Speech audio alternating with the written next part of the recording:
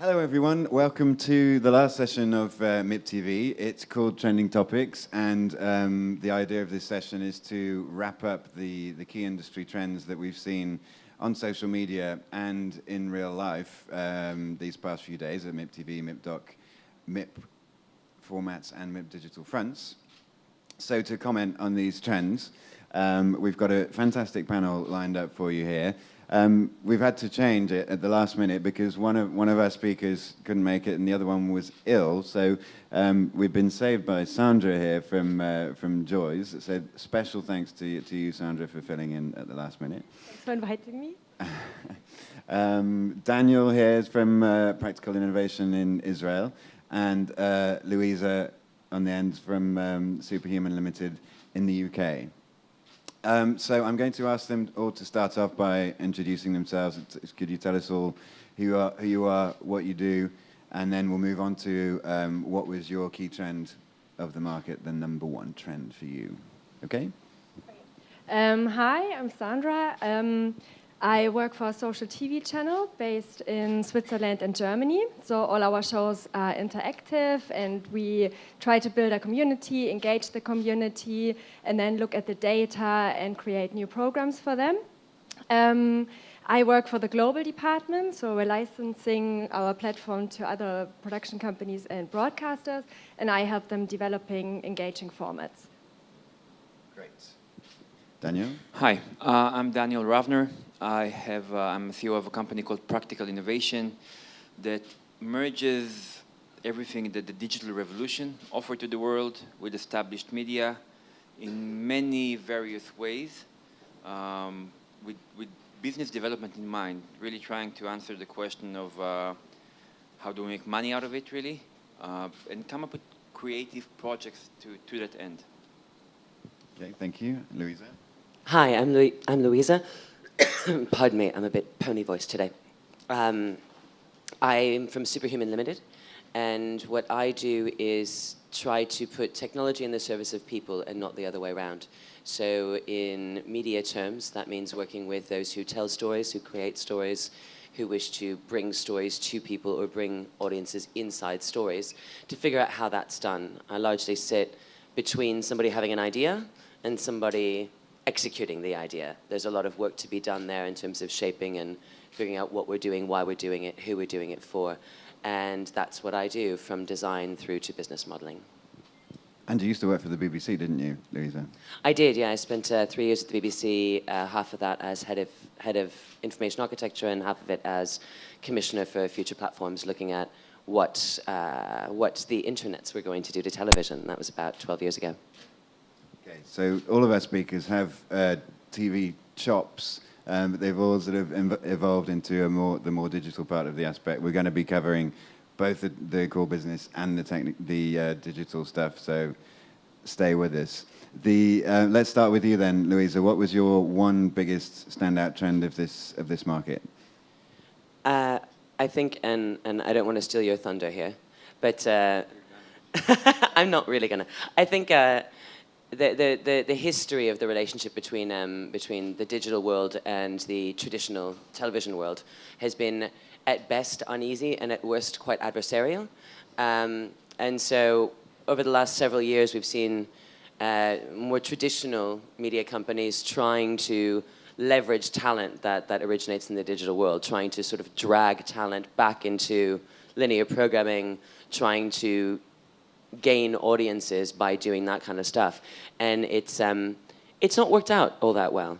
What I've started to see this year, which makes me really happy, is that even the big traditional media companies are quite happy to leave that digital talent in its native environment and support it there and gain traction with audiences without trying to bring everything into their house of control. I find that quite promising.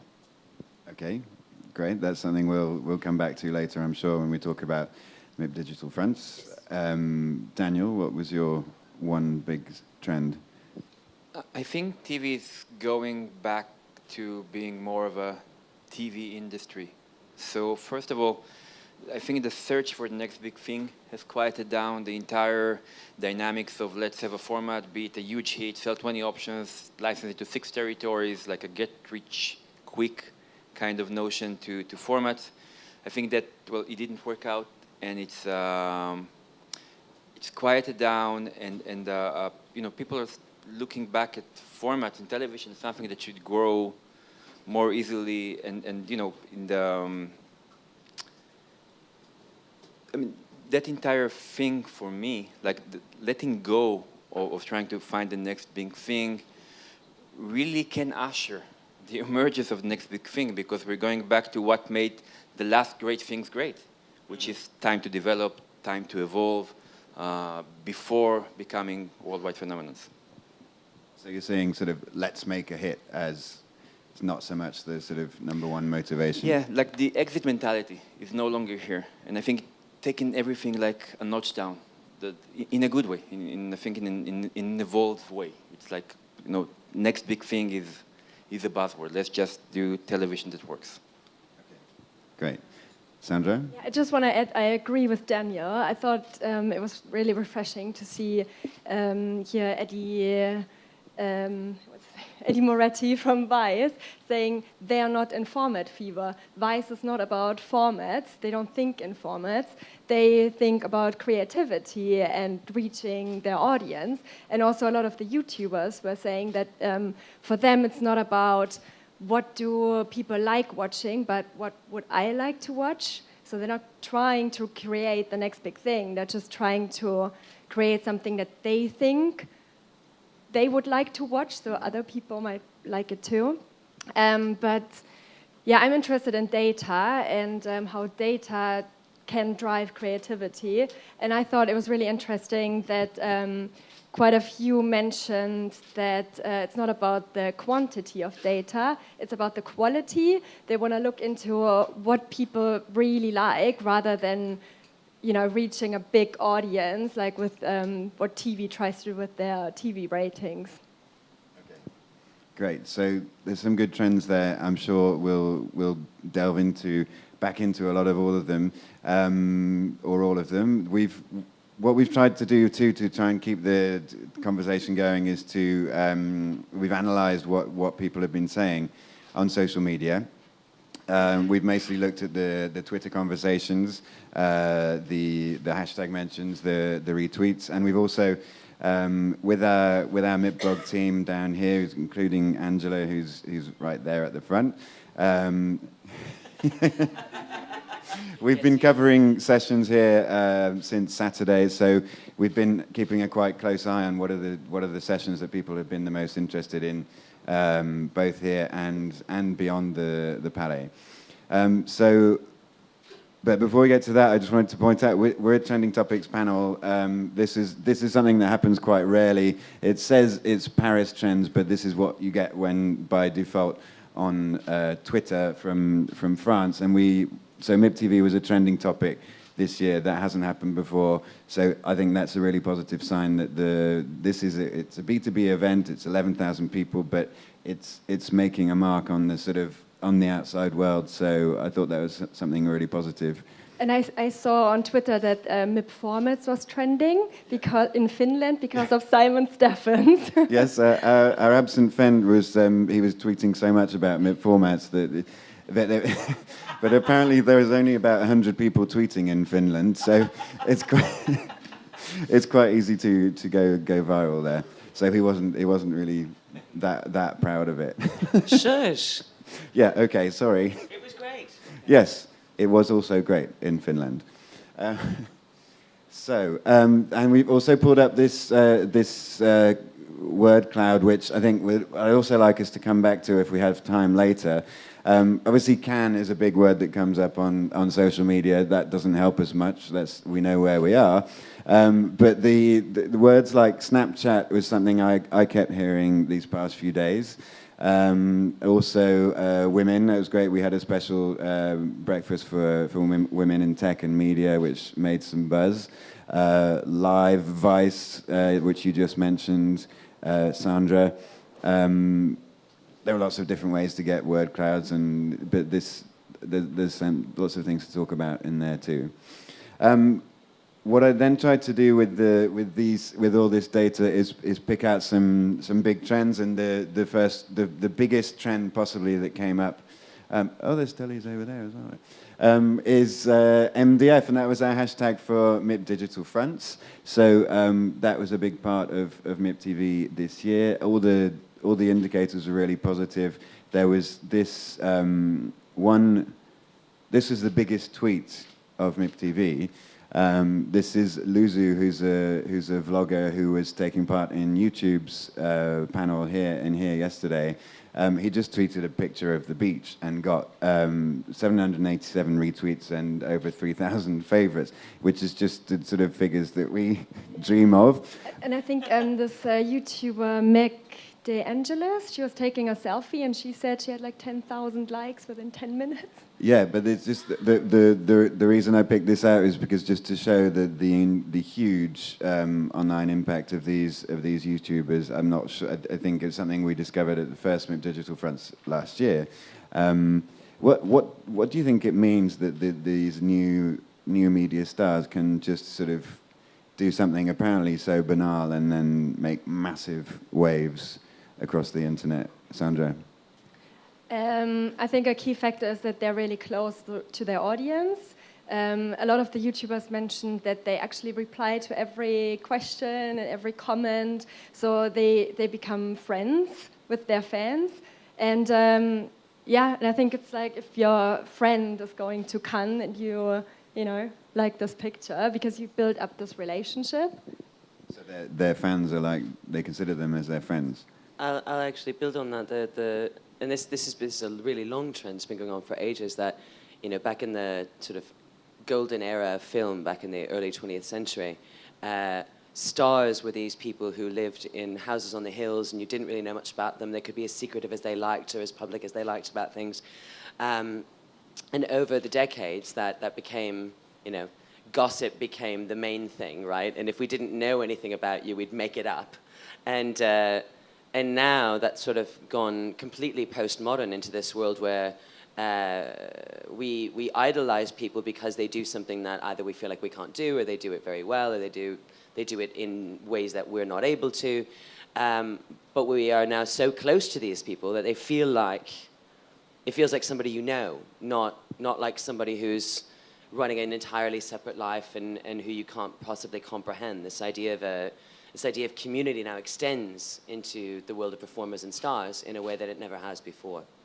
Yeah. And I'll add to that I think also new media at large is at a maturity point where it has its own opinion about what a talent is.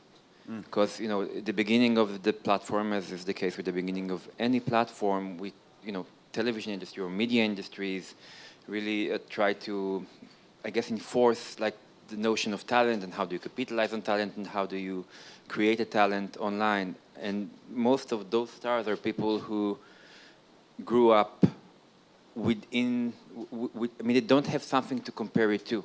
And they kind of naturally evolved to what the platform is, and they apparently know much better about how to become a new media talent than the people who create talents in different platforms. And it's very evident. A lot of those talents, and I'll be generalizing, but they're fairly young. Well, that actually reminds me of a conversation I had the other night at dinner here somewhere with someone, I can't remember who, but it was we were talking about this whole wave of people now making content and publishing it, etc., and the difference between when we were growing up and now. And I remember, I don't know about the rest of you in this room, but when I was at school, when you were small, you could do art, you could draw whatever you wanted. It didn't matter how ridiculous it looked. You would get, yay, you've drawn something, you've made something, it's great. And at some point during the educational process, it sort of gets beaten out of you. And if it's not good enough, you don't feel comfortable making stuff anymore.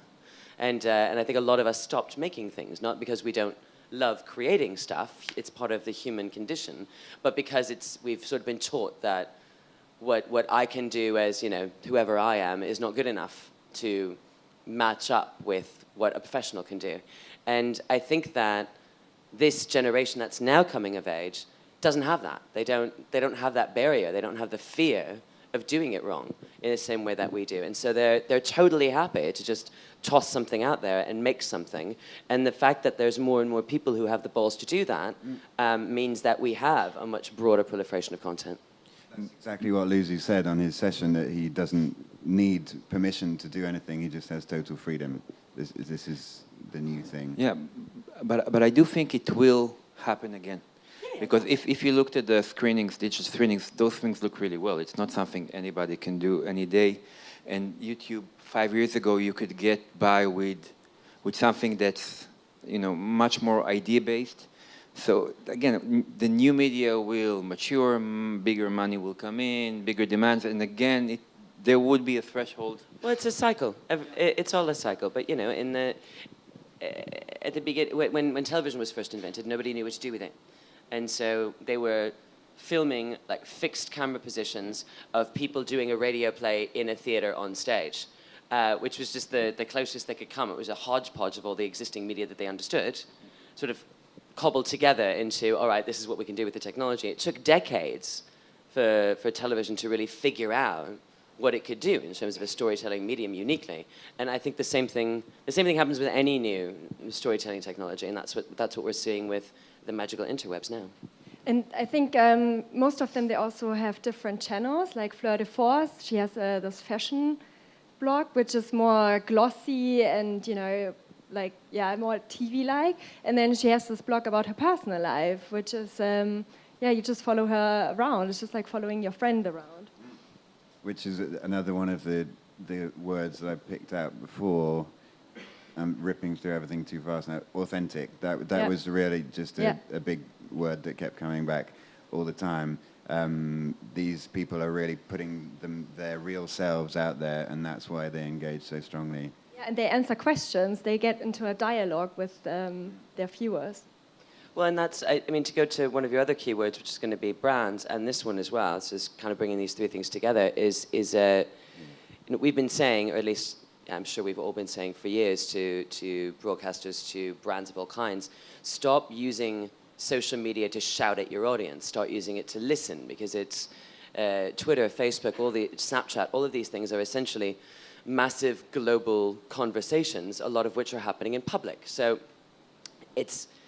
think of it like the physical analog. You would not walk into a party that was being thrown by somebody you didn't know and randomly start shouting at other party guests. You would probably go in there and try to listen to what people were talking about and then maybe get in on the conversation. And I think that brands and broadcasters are finally figuring out that it's a lot more productive for them to listen to the conversations that are going on, listen to what people are interested in, what they're happy about, what they're disgusted by, and then use that as inspiration to create their stories. And I think that's something that these digital native, whatever you want to call them, the internet personalities, is something that they understand at a really deep level, which is why they've had such success in engaging. What do you think of, Daniel, for example, of brands like Marriott becoming sort of content producers in their own right and creating films that don't talk about their brand at all? I think that brands generally are better suited, which have been the case, to promote new original online content than television. Really? Yeah, I mean, and first of all, that's the case. If you look at many of the most advanced web series, a lot of them have been brought on by brands, not by content makers. Because again, TV is a different entity. It's a very conservative industry. It's an industry that, like any other industry, that doesn't change unless it really, really, really, really has to. And brands, it's much more in the dynamics to kind of be with the zeitgeist. So they're much more ready to do that. And I think that the entire millennials discussion, but the fact that younger audiences are on different screens, not just linear television. If you want to be a part of that, you have to be part of what's going on there. So I think brands are more naturally suited to promote that content, which they have. Which leads us quite nicely to the next trend, which is attention deficit disorder. And what that was just, there are lots of different ways to resume this, but it's just something that, another thing that kept coming up is that attention spans are getting shorter and shorter.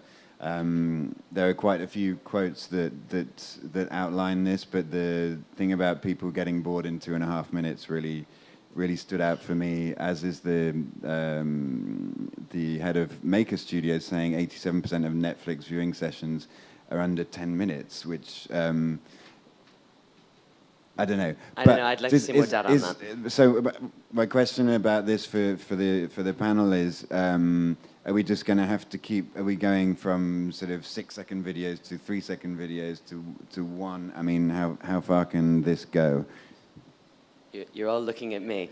I think it would be a colossal mistake for us to try to pander to this. For us to say, right, well, if people are only watching 10 minutes, then we should make shorter form content. I think that would be a big error. For two reasons. One, I think part of this is the sort of human adaptation to this technology. The thing is that this tech is all developed really recently, right? 7 years ago, we didn't have any of this stuff. And of course, we're trying to figure out how to cope with it as human beings. And that's leading to a lot of distractedness and people spending more time worrying about what they're not doing than what they're actually doing at any given time. But we've already started to see the reversal of that trend. Now there's spas and resorts in several countries where you can go and pay someone to take away your mobile for 5 days, so you're not allowed to use it. There is now I've heard it in several studies that people feel that they're not only addicted to their devices but resentful of them because they're addicted to them. So we're already starting to have the other side of that curve, where I think people are going to chill out a bit and try to stop with all the distraction. So for that reason, to try to pander to this current short-term trend would be to sort of limit ourselves in a way that's not only unnecessary but also counterproductive, because I do think that there is a place in the world for things that require more attention, things that require more focus, content that is more challenging. And all right, full disclosure, I'm not actually sure I believe that ADD is a thing. I think it might just be a total lack of discipline and focus. I know a lot of people probably want to hurt me for saying that. I apologize. It's just my opinion. They wanted something else. They wanted to, but they're like. And that's the thing. I mean, I do. And obviously it's my opinion, and I'm older, so what do I know? Maybe in 20 years there won't be any 2-hour movies. But I think the success of stuff like The Lord of the Rings and the Hobbit trilogy and these films that are hours and hours and hours long shows that we do still want it. We do still want long-form content. So even if we have numbers that say that people on the magical interwebs only watch 2.5 minutes at a time, we don't know why. We don't know if that's because they're on their mobile and get interrupted. We don't know what the context for those numbers really is or what the long-term effect is. So I think for us to pander to it now would be a mistake. But I'll add shortly that we do know. I mean, obviously people used to watch television, which you sit down and watch for an hour. But, the physical ability to watch something while you work, while you're on the train, requires content that is 2.5 minutes long. So it's a whole different usage. So, the rise of that simply, it's a matter of a fact kind of thing. It's not, I mean, obviously it has a lot of social, cultural implications, but to begin with, now we can view content at work, which we couldn't. So we can watch stuff that's 2.5 minutes long. But it's not necessarily a trend that's always going to go in the same direction, is it? It's not because millennials supposedly have short attention spans that the next generation, Z, maybe they'll just completely go the other way. Who knows? And I don't believe this. I mean, when I look at myself, how I choose something on Netflix, and I might watch it actually for under 10 minutes because I don't like it. But if I like something, then I binge watch it. So then I'm going to watch it for, I don't know, 5 hours or even longer because I'm engaged and I want to know what's happening next. So I think that's where the 87% might come from, because there are so many options, and you just you want to connect with the content. And so maybe that's channel surfing behavior, but in a Netflix world, right? Yeah. We know that channel surfing is a thing, exactly. But because Netflix is subscription based, you can sort of sample stuff. Yeah. And yeah, interesting. Yeah. And also, I mean, Vice, for example, was announced. I mentioned him so much today. They announced that they want to move into feature movies. And also into mobile. Yeah. Mm. So And also into going both- Oculus Rift. They're going to do news that is 360 degrees. You can watch it with the virtual reality glasses. I think that's an awesome idea, actually. Well, we talk about desensitization to violence because we watch war on television, and most of us don't live in places where we actually experience it, right? But this idea of being able to be inside that story, I think, could have a massive social impact. Just to stay on these millennials, we won't we won't stay on them for too long. But there's just another thing that came up. I thought was really interesting. Is this sort of multi-platform notion. Last year's MIP Digital Fronts, it was everyone's on YouTube, and now even maker studios are saying it's not all about YouTube anymore.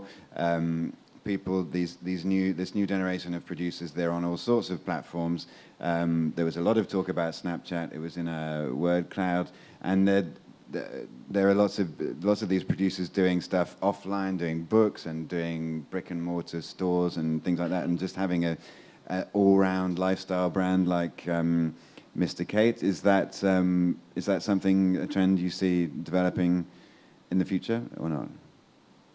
The sort of people being everywhere, not just on one platform. I think it's an extension of the previous thing about no boundaries. This idea that there is a way to do stuff is less, these people feel like it's less applicable to them. So whereas those of us who grew up more in the traditional media world might think, well, I mean, if I want to make a film, then this is how I should do it. If I want to communicate, then this is how I should do it. But who would have? I don't think anybody predicted that Instagram was going to wind up with people communicating with pictures, and then WhatsApp turned into people communicating with pictures, and then Snapchat came up, and it is people communicating in pictures. It's this idea that we have a deep drive as human beings to create stories. It's the way we cope with the fact that we all die. Stories are what we leave behind, and so the fact that you can now use anything you like, and there's any number of tools in your hands at any given time to tell stories with, of course people are going to experiment with it. Accessibility. Also, not to be the cynical one in the group, but it's also a bit of follow the money, because how to capitalize on your social following, that's still largely unanswered question. So, seeing themselves as brand, as working in the brand, they're going to be creative about finding other ways to monetize their work. Great. I'll be the idealist, you can be the cynic. It's all good. It's first time. Good cop, bad cop. Sandra, anything?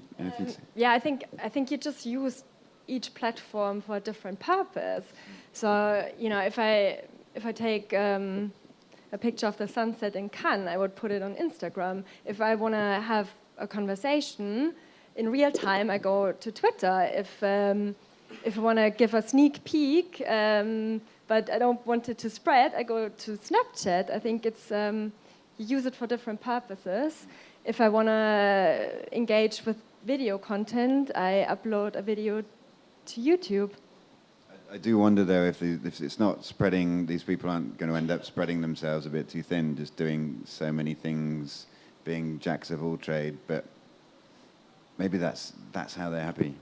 Well, I think some of them are, but then there's, I suspect that we'll see the same kind of trend reversal there that we do in lots of other areas where people start off really broad and then wind up, cutting various bits off until they find the bits that are most comfortable for them. It's the start big and then focus down, and that's the cycle of creativity overall.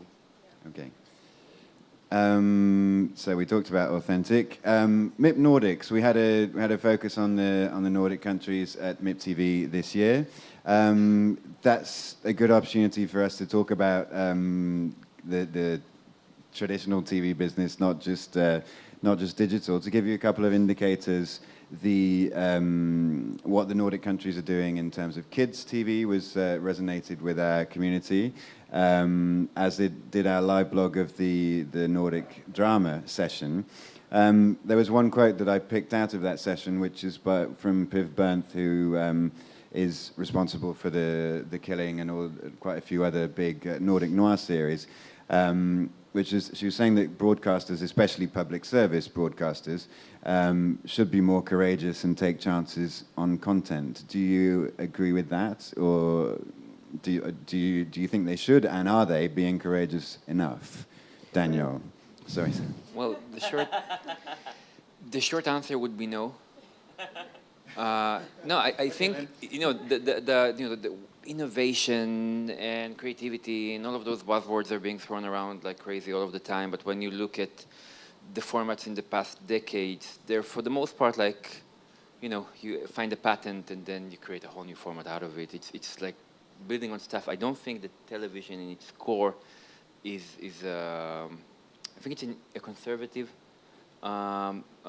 industry. I think that the fact that digital came along, as it happens, it's not just television, it's human. Digital came along and possessed a certain threat, and what happens when there is a threat? People cling even stronger to what they know. They don't go out and opt to something that's new. So, I mean, the format industry success, that's a testimony of the conservatism of the television industry, because that's why you buy in a format, you buy an insurance. So, and you get cases like, and you have so many study cases about stuff that has been innovative or risky at first. I mean, most successes have been a risk to begin with. Even in the format industry, look at the story of Survivor, American Idol. Look at the story of Who Wants to Be a Millionaire. Until Paul Jackson said, I'm willing to risk $1 million, nobody would put it on air. So the TV industry is ironic in the sense that it always produces stories about individuality, about following your own voice, about doing whatever you want. But from the dynamics of the industry, like most industries, it should be noted, it's a conservative one. It's not as bold as it wants to be or thinks it is. Well, I think even leaving digital completely out of it, there's I mean, I saw this at the BBC. Obviously, I haven't worked for a Nordic broadcaster inside a Nordic broadcaster, but public broadcaster. But I imagine that the pressures are somewhat similar.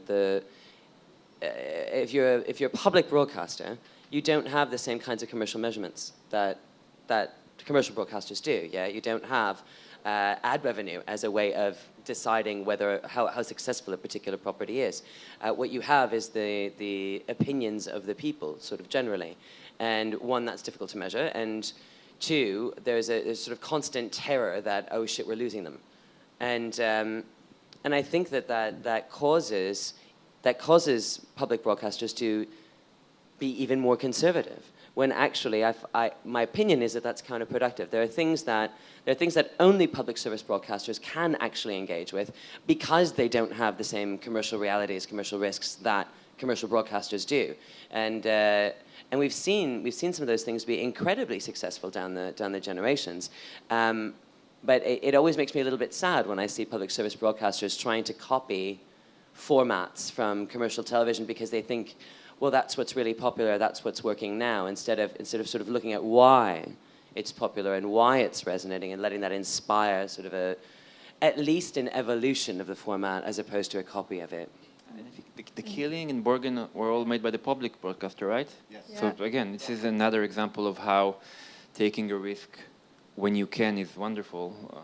Exactly. I want to say it's not just formats, it's also drama. Yeah. I went to Fresh TV Fiction, and they were talking about the Broadchurch trend that, there are so many dramas now about children go missing and all the grown-ups have something to hide.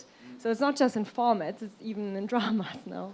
Yeah, it's even repeating itself into sort of micro, mini themes. Urban fantasy and police procedurals. How many vampire, werewolf, blah, blah shows do we have? And how many different versions of CSI and its brethren do we have? And even some of the more interesting stuff is, directionally, conceptually, kind of similar. And the Killing and stuff like that, these are just super high concept, hyper intelligent police procedurals or detective stories.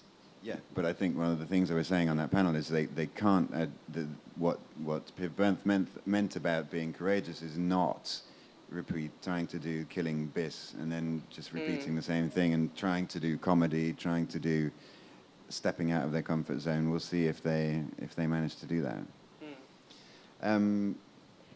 Yep. I just noticed earlier with the word cloud, TV wasn't a trend. It was digital video. There was no TV on that. That's a really good point. Well, that might also be because it's in the name of the conference. MIPTV. Yes, it is. It is MIPTV, not MIP Video. So maybe people felt like that was superlative. Yeah, well, Cannes is pretty Cannes is pretty superfluous as well, isn't it?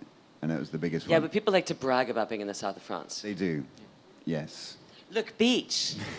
The biggest tweet. And ever. also, I think that, you know, again, matter of factly, people who are closer to digital would tweet much more than people who are closer to television and are in their, you know, stands taking back-to-back sales meetings. But again, I don't have the statistics, but out of the 11,000 people that came here, how many of those were like purely TV people? The majority, I guess. Yep. And how many of those? But who is tweeting is a good question. So is it the traditional television people who are tweeting, or is it the digital people who are tweeting? I've never been able to work it out. I'd like to be able to, but we have about 70, 80,000 followers, fans across Facebook, Twitter, and LinkedIn. And one day we'll have the technology to be able to run our clients and our fan base together and see what the percentage is. But it would be really interesting. Can we get some data science up in here, please?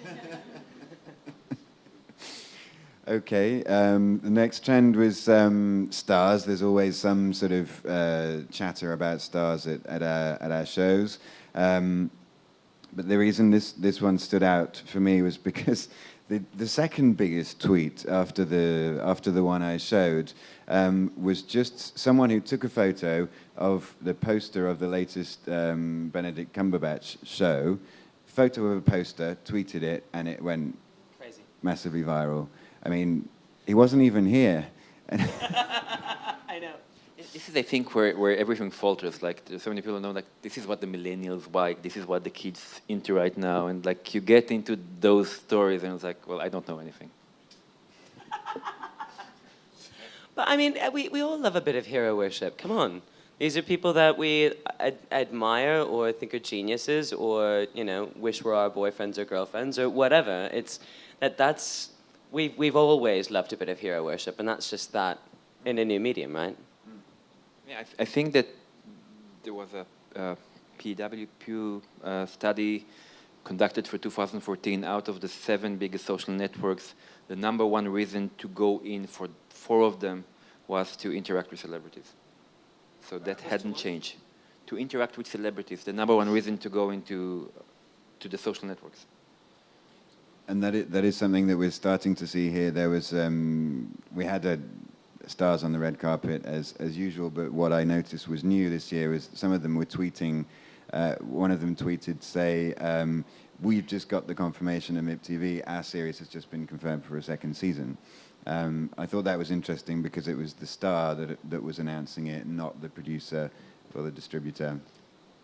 Just so that they're getting more and more active. Although it's worth noting that, again, talking into the evolvement of a distinct new media platform, a distinct TV platform, which are different, that a lot of the crossover experiences didn't go well. Like web celebs that went into television, right? Didn't work well. The ones that I know. Mm. No, they don't. Again, it's sort of, if you pluck something out of its native environment, it's very unlikely to thrive. It's just the way the world works, right? Can you give an example? I've been trying to think of one since I brought this up at the very beginning, and I'm drawing up. You know how I am with names. The MTV one with the where they meet something fish. Catfish. Yay. That would be Thank one example you. for that. Yeah, Catfish would be one example. I think there was a college humor hour on HBO or something, or Funny or Die, half an hour. But Catfish was a film at first that didn't work, but then the series worked really well. No, not as good as far as I know. Okay. Epic Mealtime. Right. Okay. I guess the point is that a lot of them, maybe not all, but a lot of them wind up feeling really forced because obviously compromises need to be made when you move house, when you move from the internet to the telly. Compromises need to be made. Things need to change, whether that's production schedules or formats or how long you've got to tell a story. I mean, one of the things that I love about the guys, okay, Vice again, but the guys at Vice, I can't remember who it was again. So I was having a conversation with somebody who had just had a meeting with them like a few days before. Really memorable. And I'm so good with names, it's amazing. Who am I? Anyway, they were having a meeting at Vice, and they were talking about this new series that they were going to produce, and they were asking them, so how long? You know, what's the length of this format? And the guys just sort of looked at them like they were insane. They were like, "What do you mean? They'll be as long as they need to be." But I mean, we think that's crazy because, you know, television has lengths, yes, but the internets don't. So I mean, even something that's as fundamental as that, we take for granted that we book things in certain slots, and even now that a lot of people watch television in a non-linear fashion, we still cut things up in terms of half hours, hours, you know, maybe 15 minutes. But the internet doesn't work like that, and so I think when you try to move properties from one area to another, it needs to be considered how they work and why they work that way, and how much of it can you change before you kind of lose the core of it. Yeah, so TV rules don't always work online, and vice versa, definitely. And what's worked online doesn't always work on TV. But going back to stars tweeting, I think it has such a big impact if you have your actors or your producers live tweeting while your show is on. Yep. Although there is something to be said, sorry, about like the interchange between TV and what did work, and it's a purely televised concept, is the entire talent agency model, because that's what MCN is all about. And MCN really managed to kind of, like, all of the showcases that we've seen are mostly from MCNs, and this is a talent agency model. That's what it is, and it's, you know, it's a TV concept.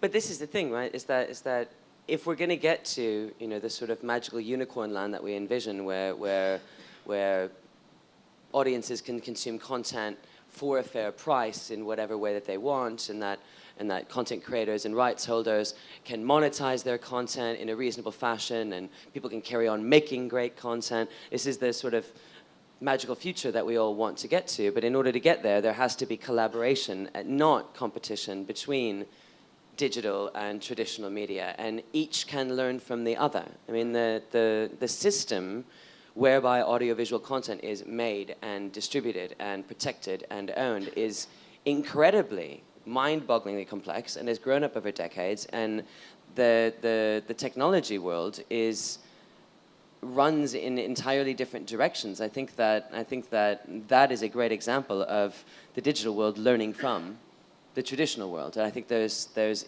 equivalent examples of it going the other way. But that's why it's not about one against the other. It's about them helping each other to reach their potential.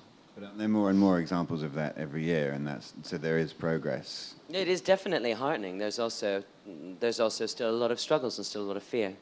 And again, if you start an app today, your biggest challenge wouldn't be UX, wouldn't be servers. It's just going to be marketing, just getting noticed and getting noticed fast. That's the biggest challenge. Again, from my own experience, and I come from a very specific country in that sense, where we incorporated a lot of startups and technology platforms to television shows. And in my experience, nothing gets an app noticed as fast as a good presence on television. I thought you were going to say celebrity. If you have a terrible celebrity. UX, then you lose everybody. And if you have a bad user experience, then you lose everybody in 10 minutes. But not necessarily. If you go again on television, they will try it again. To a point. I didn't reach that point, but we'll see.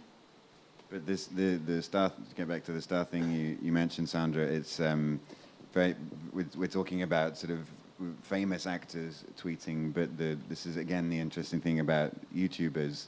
Yeah. They are stars and they are tweeting all the time, and that's what helps them make such a big impact. Yeah, this 19-year-old girl, this Meg DeAngelis, they were saying that her YouTube channel is growing faster than Beyonce's and Justin Bieber's. I mean, these are the dimensions we're in. Yeah, it's huge. Let's try and move on a bit. This is the last thing I wanted to talk about.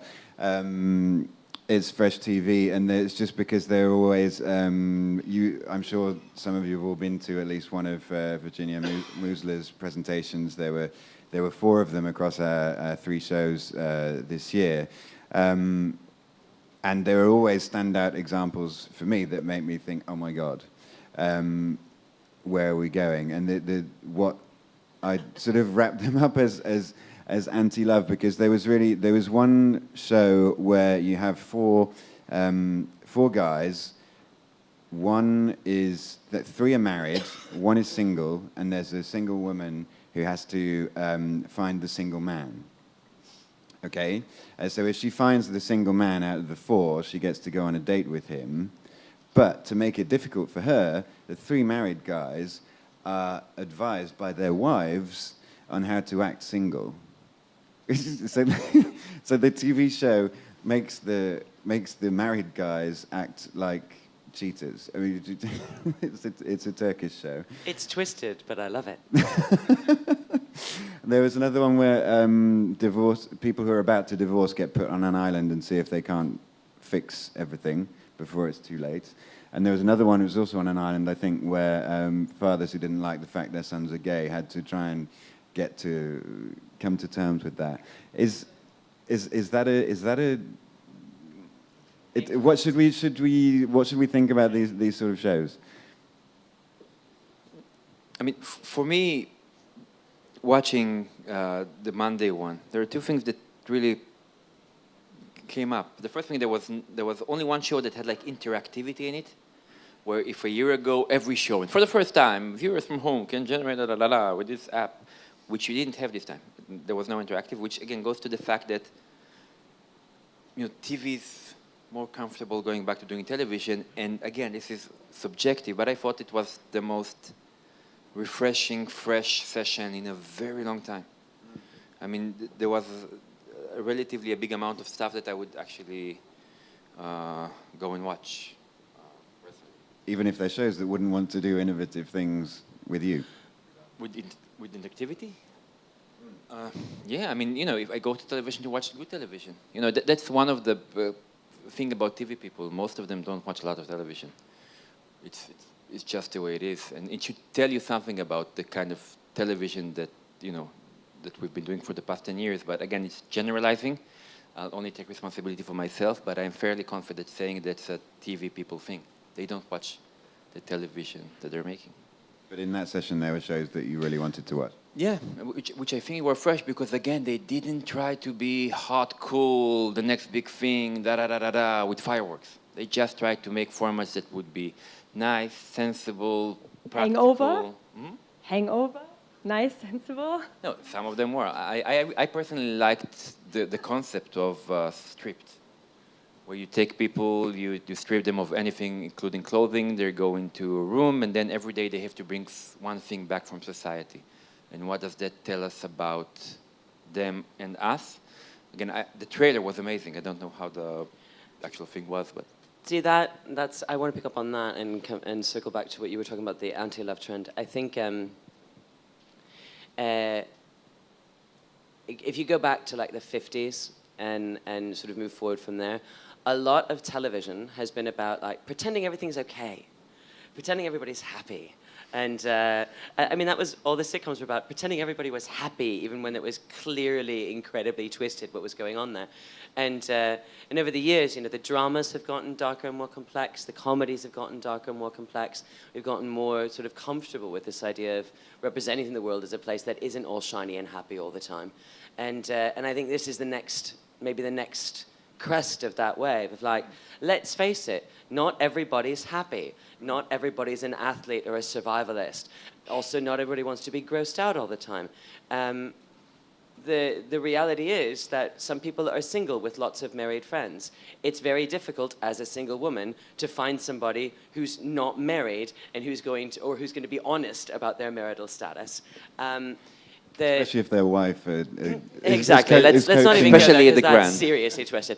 But I guess what I'm saying is that these shows, in as much as I'm not a huge fan of reality television, that's kind of an understatement, I find this really interesting because it's sort of acknowledging that socially we are a bit screwed up and we are sort of struggling with ourselves. And that I also like the concept of strip because exactly as you say, what does that tell us about ourselves? What do these things tell us about ourselves? And I think that that's something that television, when it's not busy trying to get on Twitter, does really, really well. Is it can show us, because it moves much more quickly than the film world, it can tell us something about ourselves and where we are socially, where we are as human beings. Because these pitches sound quite sort of wow, but if the subjects are handled in the right way. Yeah, and I think what comes out of our discussion is that, you know, although we are fairly digital-oriented, all of us here, is that TV is great when it's doing television. Which is not to say that it shouldn't... Sorry, what do you mean?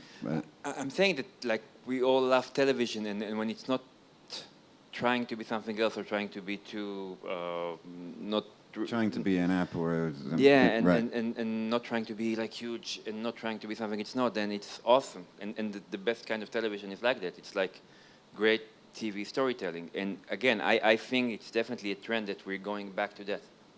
I think we're going back to basics, you mean? I mean, again, it's subjective.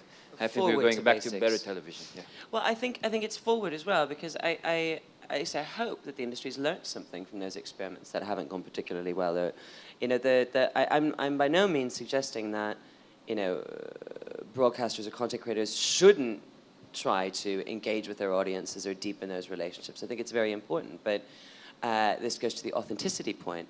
It doesn't work if it's quite obviously, I am now going to try to get everyone to tweet about every program I have on my network. It doesn't work like that. People will engage with what they want to, and it's the depth and the quality of the storytelling is the thing that people will engage with the most, not the Twitter campaign. The Twitter campaign might bring them to watch the program, but it's the depth of the storytelling that keeps them around. I'll add to that in the very basic level, the reason people talk about anything on social networks or do anything on social networks is to express themselves, to be present in the world and talk about something. And so if you know, again, it's very broad, but if you want them to talk about you have to bring them something they would be proud to be a part of.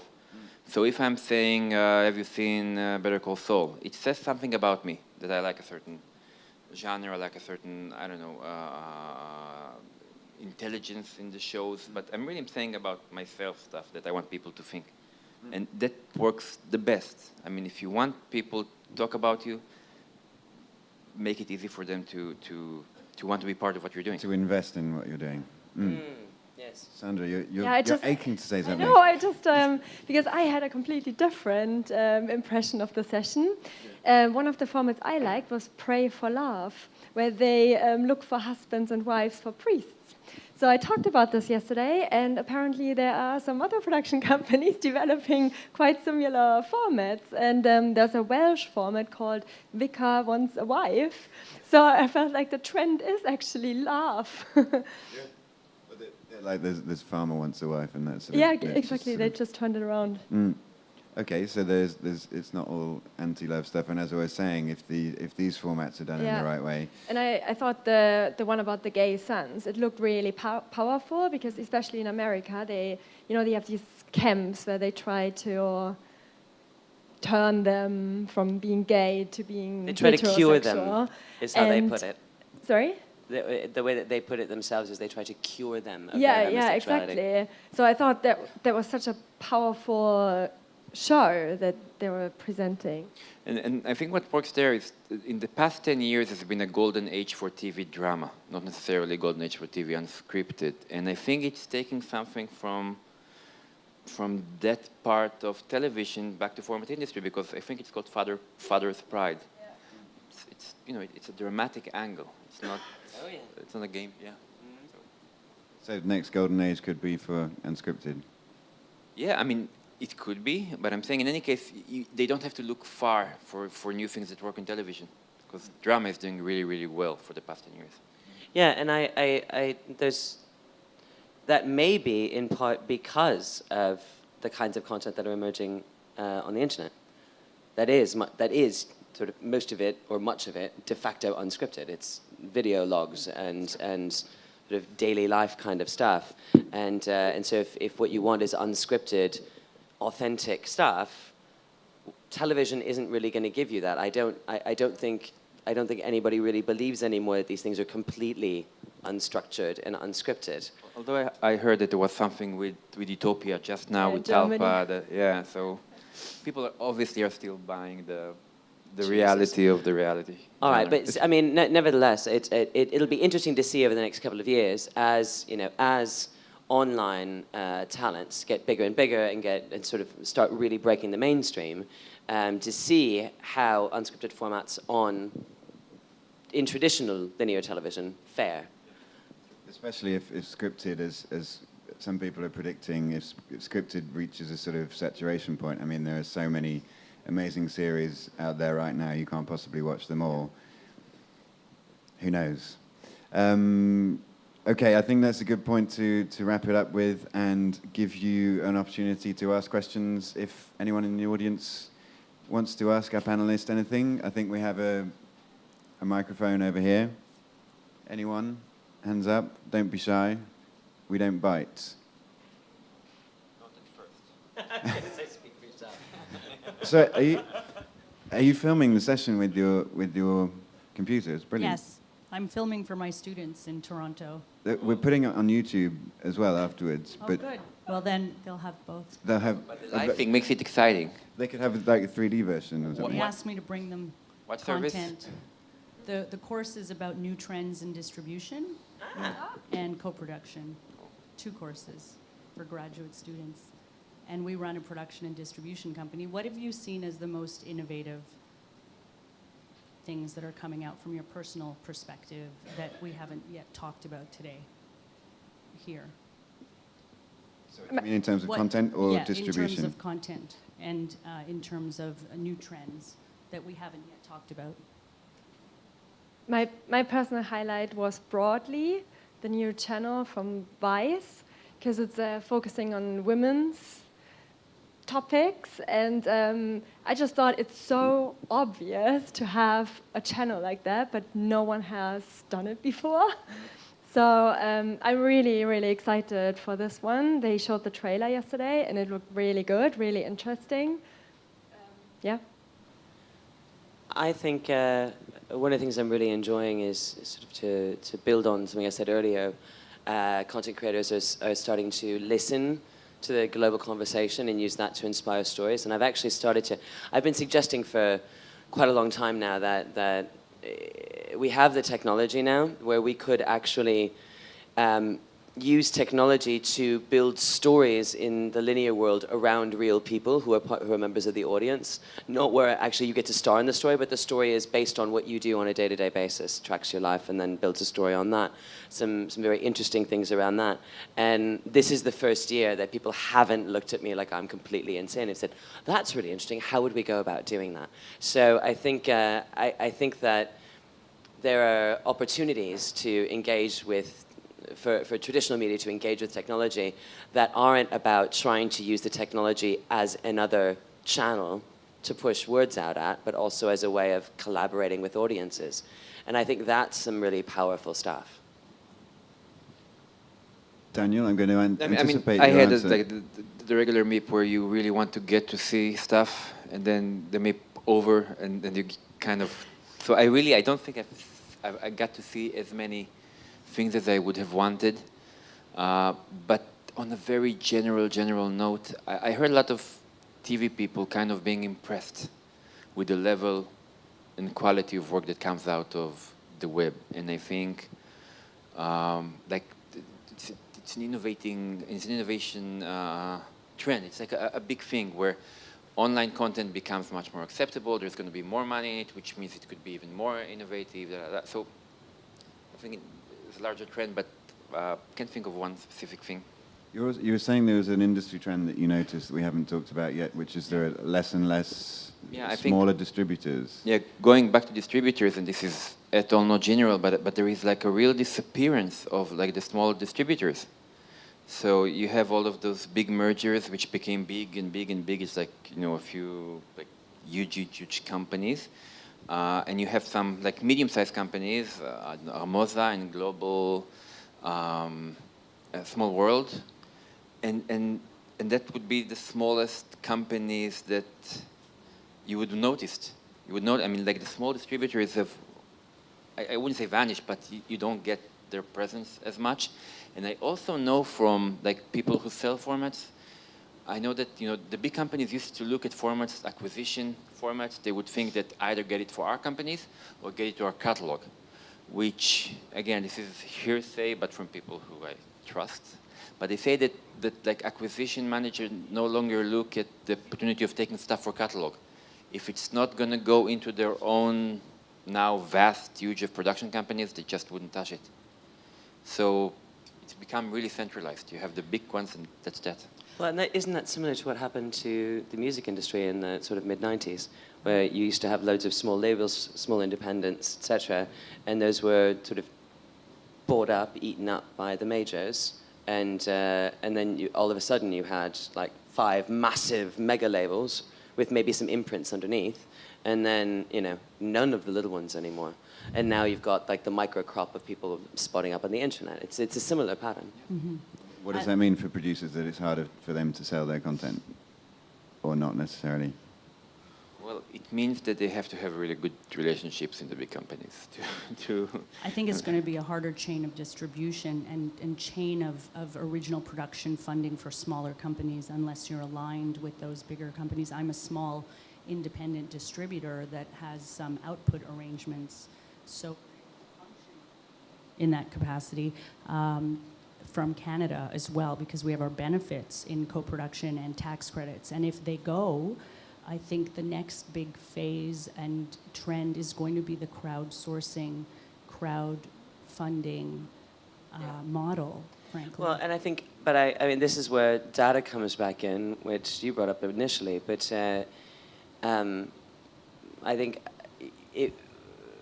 we are getting to the point where we're able to anticipate things that are going to work in various markets to a quite interesting level, and that can help to drive innovation as well as potentially, obviously, to close us off into a nightmare dystopia of having the same shit over and over again. But I'm hoping for the former rather than the latter, because if we can start thinking inventively about things that we might want to make and then walk into a conversation with a distribution company that backed up by data, saying this is what the demand is going to be like, this is why I think you want this property, that makes the conversation a lot easier to have. And I'll add to that again, the big companies have higher and higher walls, but the online industry is becoming more and more sustainable. Yes. So the opportunities are there, I hope and think. That's what we're teaching our students, to go into the crowdfunding analytic model to prove smaller proof of concept with a minimal viable product, and then you can have a voice with the analytics and the data. Great. Thank you very much. I'm going to have to wrap it up now. Thanks to all of our panelists for joining us today. Thank you, everyone, for coming along. To this session and for coming to MIPTV. We really appreciate it. You can follow everything that went down here in the past few days online on miptv.com/live. We'll be keeping that up for a while so that you can catch up on all the conference videos and live blogs, etc. And stay with us online all year round, and we hope to see you at MIPCOM in October. Thank you.